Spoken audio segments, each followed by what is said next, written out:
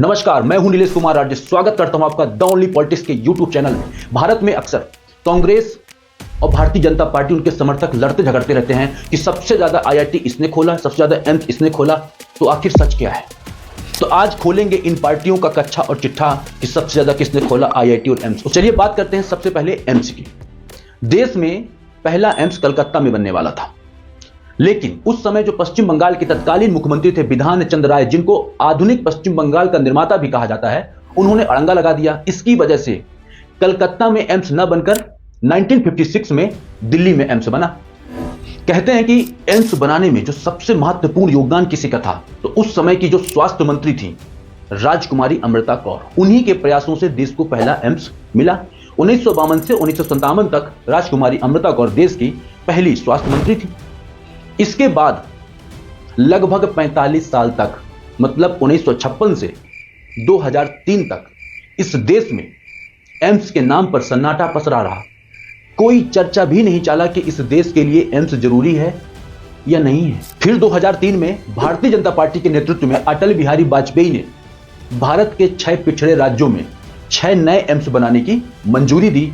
भोपाल, भुवनेश्वर, जोधपुर, रायपुर, ऋषिकेश और पटना में। फिर 2004 में लोकसभा का चुनाव हुआ और भारतीय जनता पार्टी चुनाव हार गई और केंद्र में आ गई कांग्रेस की सरकार। मनमोहन सिंह के नेतृत्व में 2007 में उत्तर प्रदेश के रायबरेली में एक नया एम्स बनाने की मंजूरी दी गई। इस प्रकार 1956 में एक एम्स, 2003 में 6 एम्स और 2007 में एक एम्स। 2014 तक भारत में केवल 8 एम्स थे।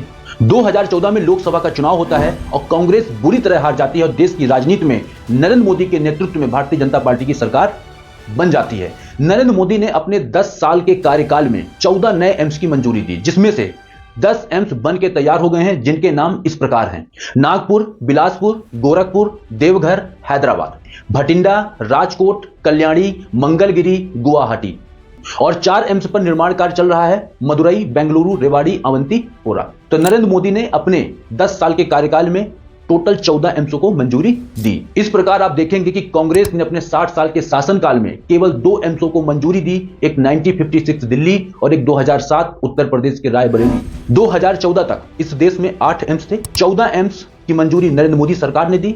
इस प्रकार 2024 में भारत में कुल 22 एम्स संचालित हो रहे हैं।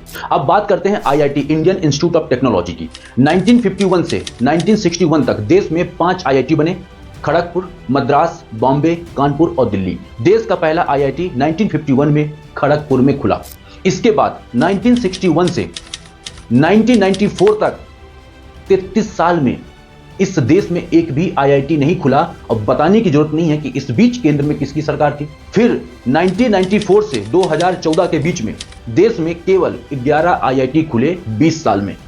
2014 में नरेंद्र मोदी की सरकार आई और उन्होंने अपने 10 साल के कार्यकाल में 7 नए आईआईटी बनवाए, जिनके नाम इस प्रकार हैं: जम्मू, तिरुपति, पलक्कड़, धारवाड़, गोवा, भिलाई, धनबाद। इस प्रकार आप देखेंगे कि 1951 से 1961 के बीच में 5 आईआईटी बने, 1994 से 2014 के बीच में 11 आईआईटी बने, मतलब 2014 तक इस देश में 16 आईआईटी थे और नरेंद्र मोदी ने अपने 10 साल के कार्यकाल में 7 नए आईआईटी बनवा दिए।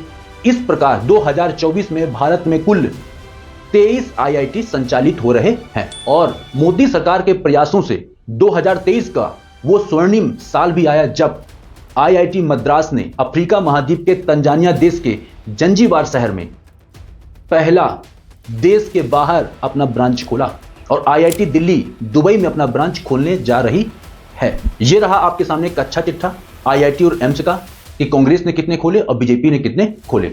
चलिए मिलते हैं आपसे अगले वीडियो में, तब तक के लिए जय हिंद।